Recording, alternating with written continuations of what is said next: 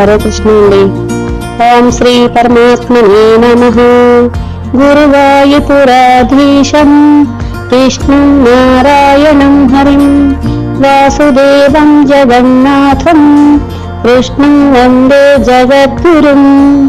నారాయణ పట్టతిరికృతం శ్రీనారాయణీయం 11వ దశకము హిరణ్యకశిపుల ఉత్పత్తి 3వ రాగం. సర్గే పరివర్ధమాని కదాపి దివ్యాః సనకాదయస్తే భవద్విలోకాయ వికుంఠలోకం ప్రతోదిరే మారుతమందిరేశ. కృష్ణ మనోజ్ఞమైశ్రేయసకామనాద్యైః అనేకదాపి మణిమందిరైచ్చ అనాపమం తం భవతో నికేతం మునీశ్వర ప్రాపురతీతకక్ష్యాః.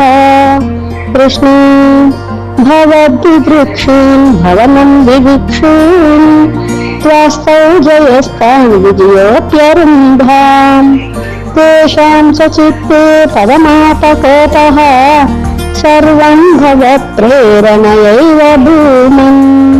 కృష్ణ వైకుంఠలోకానుచిత ప్రచేష్టౌ కష్టౌ యువాం దైత్యగతిం భజేతం ఇతి ప్రసక్తౌ భవదాశ్రయౌ తౌ హరిస్మృతిర్నాస్త్వితినేమతుస్తాన్. కృష్ణ తదేతదజ్ఞాయ భవానవాప్తః సహైవ లక్ష్మ్యా బహిరంబుజాక్ష ఖగేశ్వరాం సార్పితచారుబాహుః ఆనందయం స్థానభిరామమూర్త్యా.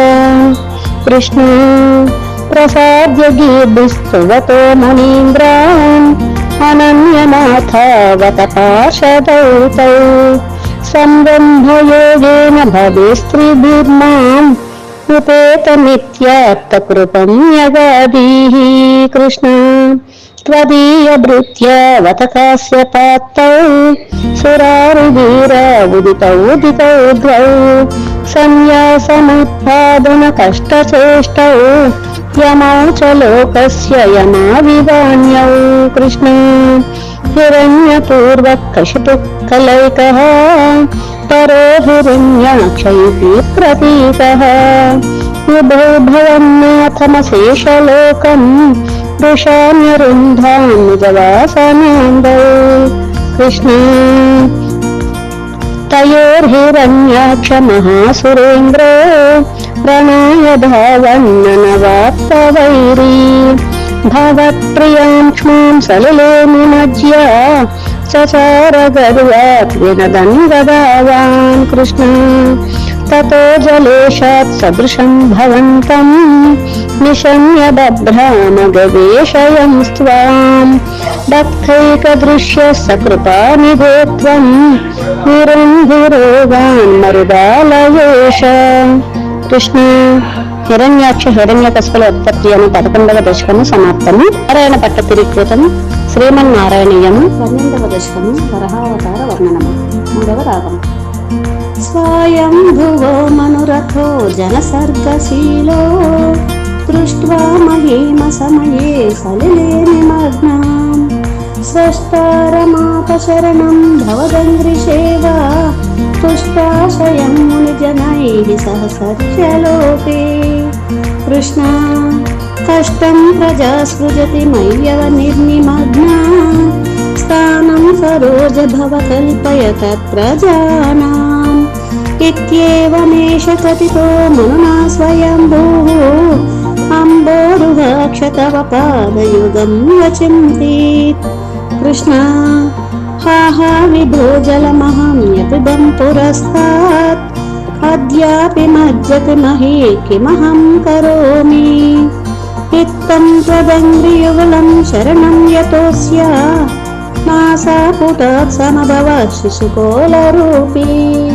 కృష్ణ అంగుష్టమాత్రవ పురుత్పతి పురస్తాత్ భూయోత కుంభిసదృశః సమదృంపతాస్త్వం అభ్రేతతా విముదీక్ష్య భవంతముచ్చైః विस्मेरतां विधिरगात् सहसूनुभिस्त्वैः कृष्ण कोऽसावचिन्त्य महिमा कृतिरुत्थितो मे नासापुटात् किमु भवेदजितस्य माया चित्तं विचिन्तयति धातुशैलमात्रः सज्जो भवन् किल जगर्जितघोरघोरम् कृष्ण तं ते निनादमुपकर्ण्य जनस्तपस्ताः सत्यस्थिता च मुनयो मुनिवुर्भवन्तम् तत्सोत्रहर्षुलमनाः परिणद्य भूयः तोयाशयं विपुलमूर्तिरवातरस्त्वम्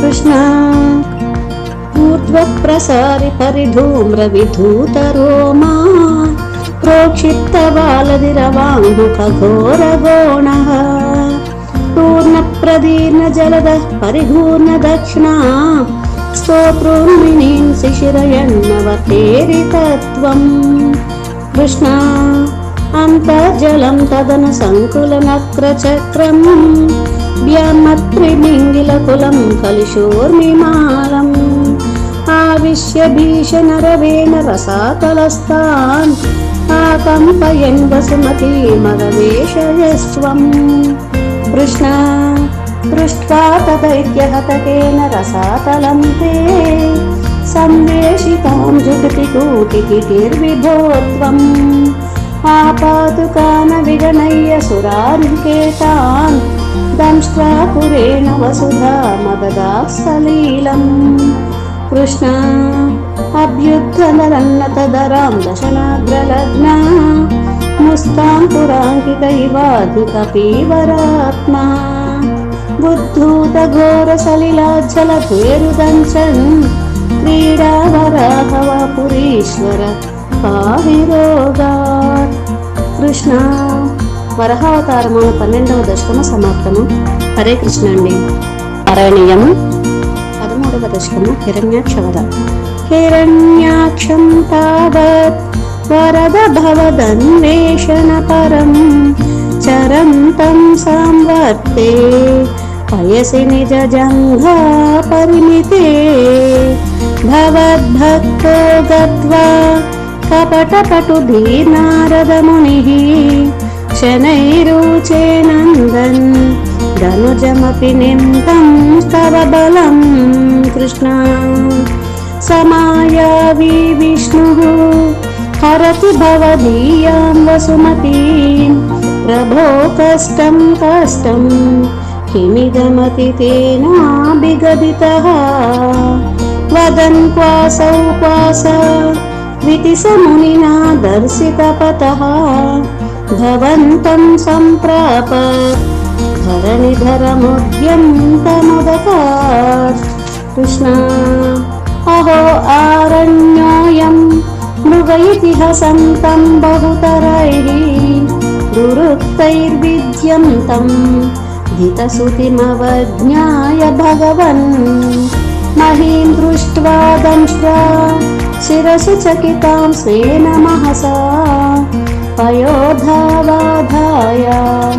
రసభముదయుక్తామృగవిదౌ కృష్ణ గదాపాణౌ దైత్యే త్వమపి గృహీతోన్నతగదో నియుద్ధేన క్రీడన్ ఘటఘటరవోద్ఘుష్టవియతా ప్రణాలోకౌత్సుక్యాన్ మిలతి సురసంఘే ధృతమముం నిరుంధ్య సంధ్యాతః ప్రథమమితి ధాత్రా జగదిషే కృష్ణ తదోన్మధ్యే తస్మిన్ తవ ఖలు గదాయాం ధితిభువో గదాఘాతౌ ధూమౌ झटति पतितायामहदोः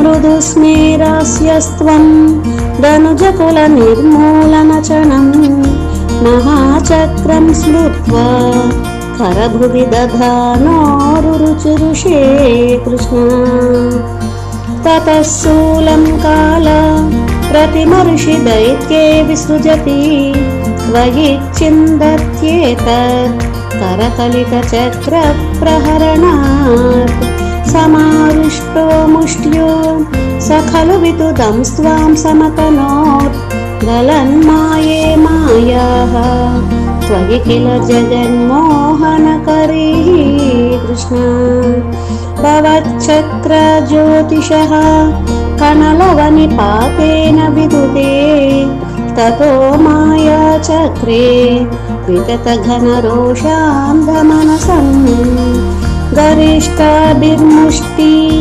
प्रहृतिभिरभिघ्नन्तमसुरं स्वपादाङ्गुष्ठेन श्रवणपदमूले निरवधि कृष्ण महाकायः सोऽयं तव चरणपातप्रमथितो गलद्रक्तो वक्त्रादा अतदृशिभिः श्लाघितहतिः तदा त्वामुद्दाम प्रमदभरविद्योतिहृदयाः मुनीन्द्राः सान्द्राभिः स्तुतिभिः अनुवन्नद्वरतनं कृष्ण क्वचिच्छन्दो रोमः कपिकुशगुणचक्षुषि घृतं चतुर्होतारोऽङ्घ्रौ सृगपि वदने च दरगिडा ग्रहाजिह्वायां ते परपुरुषकर्णे च चमसाः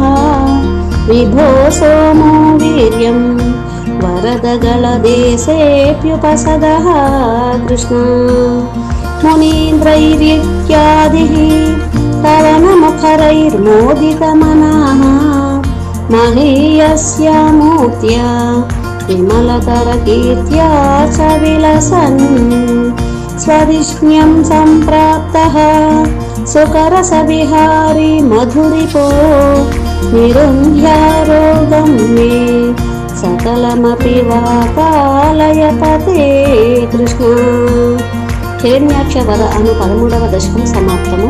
హరే కృష్ణ అండి. నారాయణ పట్టతిరికృతం శ్రీమన్నారాయణీయము 14వ దశకము కపిలోపాఖ్యానము 2వ రాగం.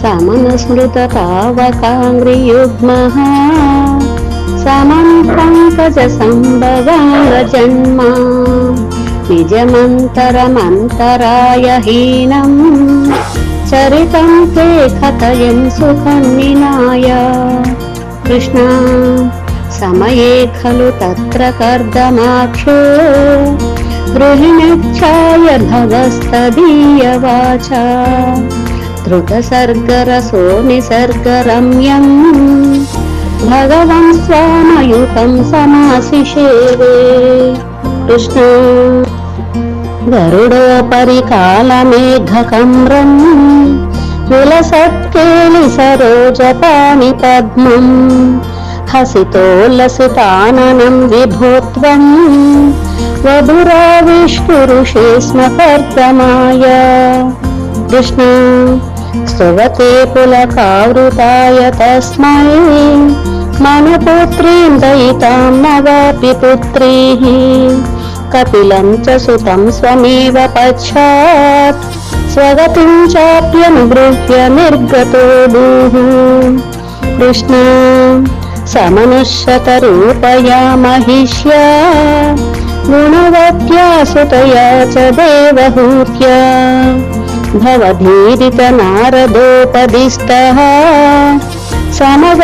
సమగర్ధమమాగతి ప్రతీక్షం కృష్ణ మనునాపహృతాం చ దేవహూతిం తరుణీరత్నమవాప్య కర్దమోసౌ భవదర్చన నిర్వృతోపి తస్యాం దృఢశుశ్రూషణయా దదౌ ప్రసాదం కృష్ణ సపునస్త్వదుపాశన ప్రభావాత్ దయితా కామకృతే కృతే విమానే వనితాకుల సంకులేన వాత్మా వ్యహరద్దేవ పథ్యేషు దేవహూత్యా కృష్ణ శతవర్షమథ వ్యతీత్య సోయం నవకన్యా సమవాప్య ధన్యరూపాః వనయాన సముద్యతోపి కాంతా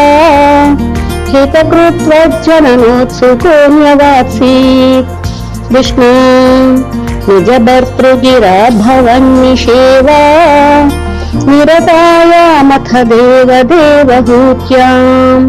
कपिलस्त्वमजायथा जनानाम् प्रतयिष्यन् परमात्मतत्त्वविद्याम् कृष्ण वनमेयुषि कर्दमे प्रसन्ने मत सर्वस्वमुपादिशञ्जनन्यै कपिलात्मक वायुमन्दिरेश त्वरितं त्वं परिपाहि मां गदौघात् కృష్ణ.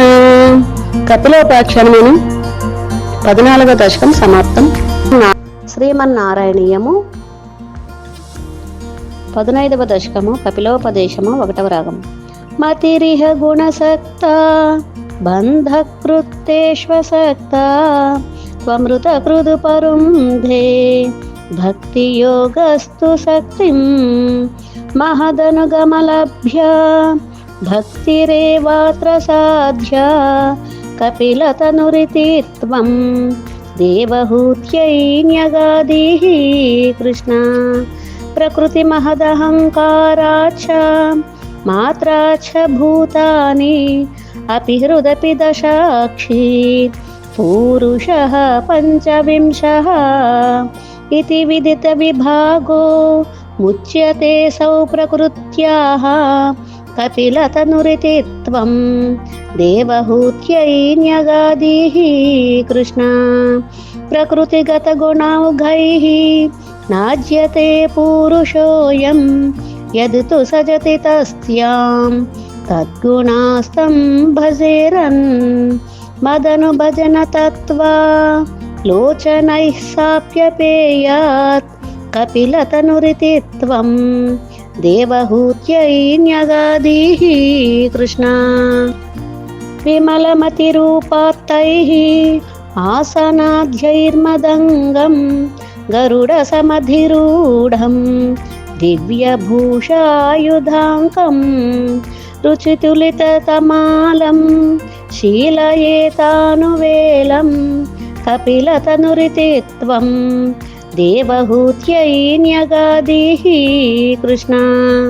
మమ గుణగణలీలా కర్ణనైః కీర్తనాద్యైః మయి సురసరిదోఘా ప్రఖ్యచిత్తానువృత్తిః భవతి పరమభక్తిః సాహి మృత్యోర్విజేత్రీ కపిలతనురితి త్వం దేవహూత్యై న్యగాదీః కృష్ణ.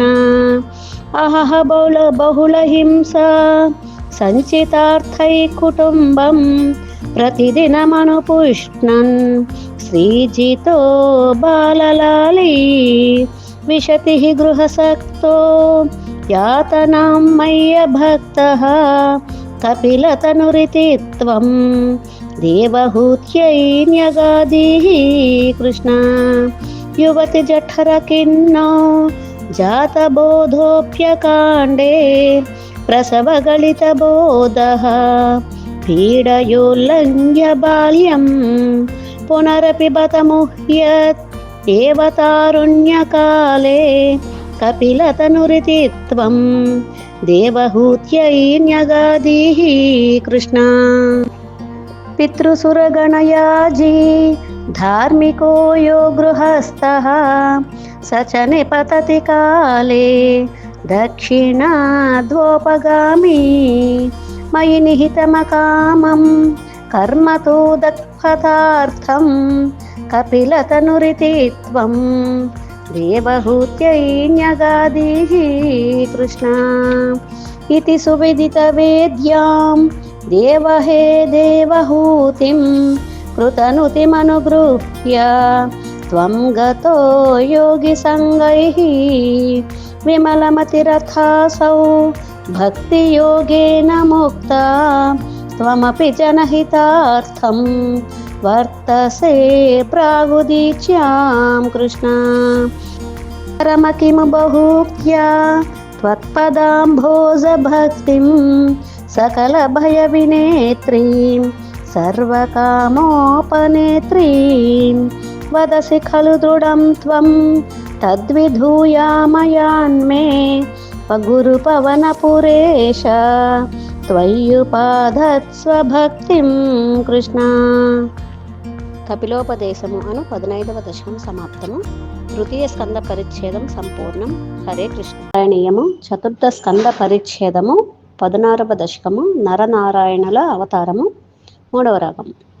దక్షో విరించి తనయోథ మనోస్తనూజాం లబ్ధ్వా ప్రసూతిమిహ షోడశ చాపకన్యాః ధర్మే త్రయోదశ దదౌ పితృషు స్వధాం చ స్వాహాం హవిర్భుజి సతీం గిరిశే త్వదంశే. కృష్ణ. మూర్తిర్హి ధర్మగృహిణీ సుశివే భవంతం నారాయణం నరసఖం మహితానుభావం యజ్జన్మని ప్రముదితాః కృతతూర్యఘోషాః పుష్పోత్కరాన్ ప్రవవృషుర్ననువుస్సురౌఘాః. కృష్ణ. దైత్యం సహస్రకవచం కవచైః పరీతం సాహస్రవత్సరతపస్సమరాభిలవ్యైః పర్యాయ నిర్మిత తపస్సమరౌ భవంతౌ శిష్టైకకంకటమముం న్యహతాం సలీలం. కృష్ణ. అన్వాచరన్నుపదిశన్నపి మోక్షధర్మం త్వం భ్రాతృమాన్ భదరికాశ్రమమద్యవాత్సీః శక్రోథ తే సమతపో బలనిస్సహాత్మా దివ్యాంగనా పరివృతం ప్రజిఘాయమారం. కృష్ణ. కామో వసంతమలయానిల బంధుశాలీ కాంతాకటాక్ష విసికైర్వికసద్విలాసైః విద్యన్ముహుర్ముహురకంపముదీక్ష చ త్వాం భీతస్త్వయాథ జగదే మృదుహాసభాజ. కృష్ణ. భీత్యాలమంగజ వసంత సురాంగనావో మన్మానసం విహజుషుధ్వమితి బ్రువాణః త్వం విస్మయేన పరితస్థోతామథైషాం ప్రాదర్శయస్వ పరిచారకకాతరాక్షీః. కృష్ణ. సమ్మోహనాయ మిలిత మదనాదయస్తే త్వద్ధాసికా పరిమళైః కిల మోహమాపుః దత్తాం త్వయా చ జగృహుస్తపయైవ సర్వాసి గర్వశమనీం పునరుర్వశీం తాం. కృష్ణ. దృష్ట్వోర్వశీం తవ కథాం చ నిశమ్య శక్రః పర్యాకులో జని భవన్ మహిమావమర్శాత్ ఏవం ప్రశాంతరమణీయతరావతారాత్ త్వత్వోదికో వరద కృష్ణ తనుస్త్వమేవ. కృష్ణ. దక్షస్తు ధాతురతిలాలనయా రజోంధో నాత్యాదృతస్త్వయి చ కష్టమశాంతిరాసీత్ ఏనన్యరందస భవత్తనుమేవ సర్వం యజ్ఞే చ వైరపిశునే స్వసుతాం యమానీత్. కృష్ణ. హృద్దేశమర్దితమకః సత్కృత్తశీర్షో దేవప్రసాదితహరాదథలబ్ధజీవः త్వత్పూరితక్రతువరः పునరాపశాంతిం సత్వం ప్రశాంతికర పాది మరుత్పురేష. కృష్ణ. నరనారాయణుల అవతారము అను 16వ దశకం సమాప్తం. శ్రీమన్నారాయణీయము 17వ దశకము. ధ్రువచరితము 3వ రాగం. ఉత్తానపాద నృపతేర్మనునందనస్య జాయా బభూవ సురుచిర్నితరామభీష్ట అన్యాసు నీతిరితి భర్తురనాదృతా సా త్వామేవ నిత్యమగతి శరణం గతాభూత్. కృష్ణ. అంకే పితుస్సురుచిపుత్రకముత్తమం తం దృష్ట్వా ధ్రువక్కిల సునీతిసుతోదిరోక్ష్యన్ ఆచిక్షిపే కిల శిశుసుతారాం సురుచ్యా దుస్సంత్యజ ఖలు భవద్విముఖైరసూయా. కృష్ణ. త్వన్మోహితే పితరి పశ్యతి దారవశ్యే दूरं दुरिक्ति निहतः सगतो निजाम्बां सापि स्वकर्मगतिसन्तरणाय पुंसां त्वत्पादमेव शरणं शिशवे शशंसा कृष्णा आकर्ण्यसोऽपि भवदर्शननिश्चितात्मा माने निरेत्य नगरात् किल पञ्चवर्षः संदृष्टनारदनिवेदितमन्त्रमार्गः त्वामारराध तपसा मधुकाननान्ते कृष्णा ताते विषण्णहृदये नगरीं गतेन श्रीनारदेन परिसान्त्वितचित्तवृत्तौ बालस्त्वदर्पितमना क्रमवर्धितेन निन्ये कठोरतपसा किल पञ्चमासान्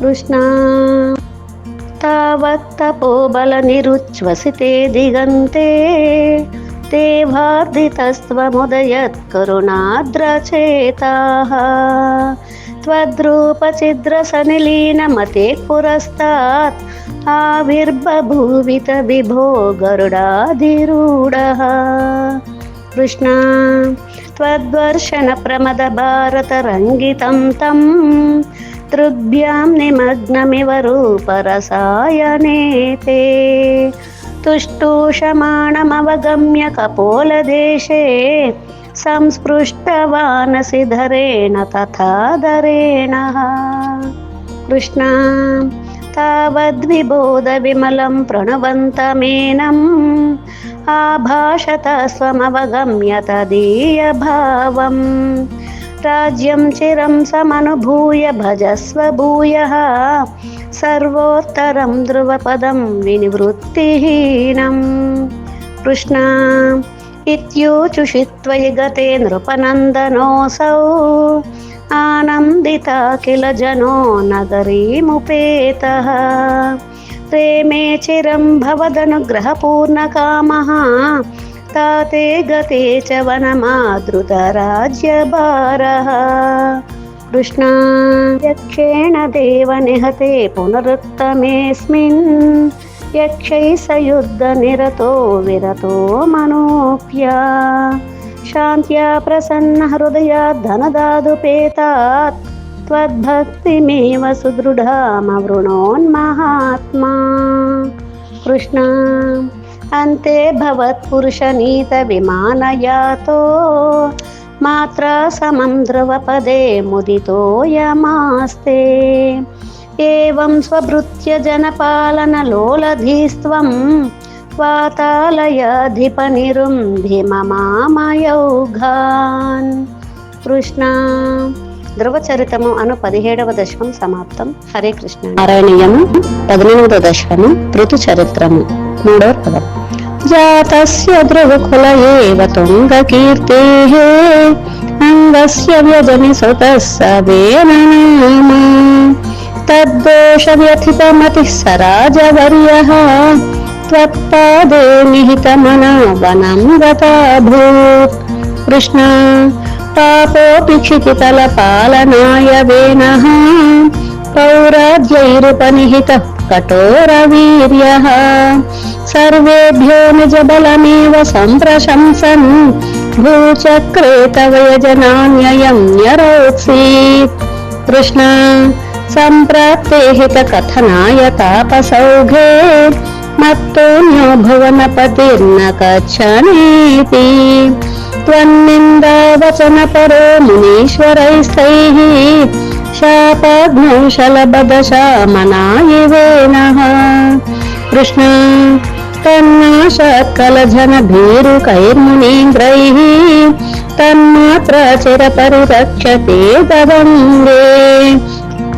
హ్యత్తాఘే పరిమథితాదధోరుదండాత్ దోర్దండే పరిమథితే త్వమావిరాసీః. కృష్ణ విఖ్యాత పృథురతి తాపసోపదిష్టైః సూతాద్యైః పరిణుత భావి భూరి వీర్యః వేనాత్యా కబలిత సంపదం ధరిత్రీం ఆక్రాంతాన్యజదనుషా సమామకర్షీః. కృష్ణ భూయస్తామిజకులముఖ్యవత్సయుక్తైః దేవాద్యైః సముచితచారుభాజనేషు అన్యాదీన్యభిలషితాని యాని తాని స్వచ్ఛందం సురభితనూం మధుదుహస్త్వం. కృష్ణ ఆత్మానం యజతి ముఖైః స్వై త్రిధామం ఆరభ్యే శతతమవాజి మేధయాగే స్పర్ధాళుః శతముఖయేత్యనేచ వేషః ఋత్వా స్వం తవ తనయాత్ పరాజితోऽభూత్. కృష్ణ దేవేంద్రం ముహురతి వాజినం హరం తం వహ్నౌతం మునివరమండలే జుహూషౌ బృందానే కమలభవే క్రతో సమాప్తౌ సాక్షాత్ త్వం ముదిరితుమైక్షతా స్వయం స్వం. కృష్ణ తద్దత్తం వరమపలభ్యం భక్తిమేకాం గంగాం తే విహితపదః కదాపి దేవా సత్రస్తం మునినివహం హితాని శంసన్ ఐక్షిష్టాః సనకముఖాన్ మునీన్ పురస్తాత్. కృష్ణ విజ్ఞానం సనకముఖోధికం దదానః స్వాత్మానం స్వయమఘమౌ వనాం తసేవి సత్తాదృక్పృతువనపురీష సత్వరం మే రోగౌగం ప్రశమయగాత గేహవాసిం. కృష్ణ ఋతు చరిత్రము అను 18వ దశకం సమాప్తం. హరే కృష్ణ. 9వ దశకము ప్రాచేతసుల కథ 3వ రాగం.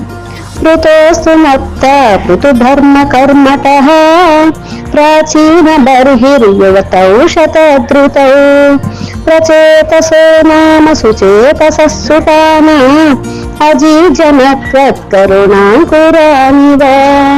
కృష్ణ పితుస్సృక్షా నిరతస్య శాసనాత్ భవత్తపస్యాభిరతా దశాపి తే పయోనిధిం పశ్చిమమేత్య తత్తటే సరోవరం సందదృశర్మనోహరం. కృష్ణ తదా భవత్కీర్తమిదం సమాగతో భవో భవత్సేనక దర్శనాదృతః ప్రకాశమాసాద్య పురప్రచేతసాం ఉపాదిశద్భక్తతమస్తవస్తవం. కృష్ణ స్తవం జపంతస్తమమే జలాంతరే భవంతమాసే విశతాయుతం సమాః భవత్సుఖాస్వాదరసాదమీష్వియాం బభూవ కాలో ద్రువన్న శీఘ్రతా. కృష్ణ తపోభిరేషామతిమాత్రవద్భిః సయజ్ఞహింసా నిరతోऽపి పావితః పితాపి తేషాం గృహయాత నారద ప్రదర్శితాత్మా భవదాత్మతాం యయౌ. కృష్ణ కృపాబలేనైవ పురప్రచేతసాం ప్రకాశమాగాః ప్రతిగేంద్రవాహనః విరాజిచక్రాదివరాయుధాంశుభిః భుజాభిరష్టాభిరుదం చితద్యుతిః. కృష్ణ ప్రచేతసాం తావదయా చర్తామపి త్వమేవ కారుణ్యభరాద్వరానదాః భవద్విచింతాపి శివాయ దేహినాం భవత్వసౌ రుద్రమితి చ కామదా. కృష్ణ అవాప్య కాంతాం తనయాం మహీరుహాం తయారమధ్వం దశలక్షవత్సరీం సుతోస్తు దక్షో నను తక్షణాచ్చ మాం ప్రయాస్యతేతీం యగదో ముదైవతాం. కృష్ణ తతచ్చ తే భూతలరోదినస్తరూన్ కృదాదహంతో గృహిణేన వారితాః త్రిమైక్ష దత్తాం తనయామవాప్యతాం త్వదుక్తకాలం సుఖినోభిరేమిః. కృష్ణ అవాప్య దక్షం చ సుతం కృతద్వరాః ప్రచేతసో నారదలబ్ధయా ధియా అవాపురానంద పదం తథావిదః తమీషవాతాలయనాథ పాహి మాం. కృష్ణ ప్రచేతసుల కథ అని 19వ దశం సమాప్తం. చతుర్థ స్కంద పరిచ్ఛేదం సమాప్తం. హరే కృష్ణ. శ్రీమన్నారాయణీయము 20వ దశకము ఋషభుని చరితము 3వ రాగం. ప్రియవ్రతస్య ప్రియపుత్ర భూతాద్ आग्नेद्रराजादुदितो हिनाभिः त्वां दृष्टवानिष्टदमिष्टिमध्ये तवैव तुष्ट्यै कृतयज्ञकर्म। कृष्ण अविष्टुतस्तत्र मुनीश्वरैस्त्वं राज्ञस्वतुल्यं सुतमध्यमानः स्वयं जनिष्येऽहमिति ब्रुवाणः शिरो ददाबर्हिषि विश्वमार्ते। कृष्ण नाभिप्रियाय मतमेरुदेव्यां त्वमंशतो भूरिषुभाभिधानः अलोकसामान्यगुणप्रभाव प्रभावितशेषजनप्रमादः। कृष्ण त्वयि त्रिलोकी भृतिराज्यभारम् निधाय नाभिः सह मेरुदेव्या तपोवनं प्राप्य भवन्निषेवी गतः किलानन्दपदं पदं ते। कृष्ण इन्द्रस्त्वदुत्कर्षकृतादमर्षात् ववर्षमस्मिन्न जना भवर्षे यदा तदा त्वं निजयोगशक्त्या स्ववर्षमेनाद्यददासुर्षम्। कृष्ण जितेन्द्रदत्तां कमनीं जयन्ती मथोद्वहन्नात्मरताशयोऽपि अजीनजत्तत्र शतं तनूजां येषां क्षितीसो भरतो ग्रजन्म। कृष्ण नवाभवन् योगिवरा नवान्ये त्वपालयन् भारतवर्षखण्डान् सैकात्वशीतिस्तव शेषपुत्राः ततो बलात् भूसुरभूयमीयुः। कृष्ण उक्त्वा सुतेभ्योऽथ मुनीन्द्रमध्ये विरक्तिभक्त्यन्वितमुक्तिमार्गम् स्वयं गतः पारमहंसवृत्तिम् अधा जडोन्मत्तपिशाचचर्याम्। कृष्ण परात्मभूतोऽपि परोपदेशम् कुर्वन् भवन् सर्वनिरस्यमानः विकारहीनो विचचारकृत्स्नान् महे महीनात्मरसाभिलीनः। कृष्ण शयूरतं गोमृगकाकचर्यां चिरं चरन्नाप्यपरं स्वरूपम् दवाहृताङ्गः कुटकाचले त्वं पापां ममापाकुर्वातनाथ। కృష్ణ వృషభ చరితమైన 20వ దశకం సమాప్తం. హరే కృష్ణ అండి.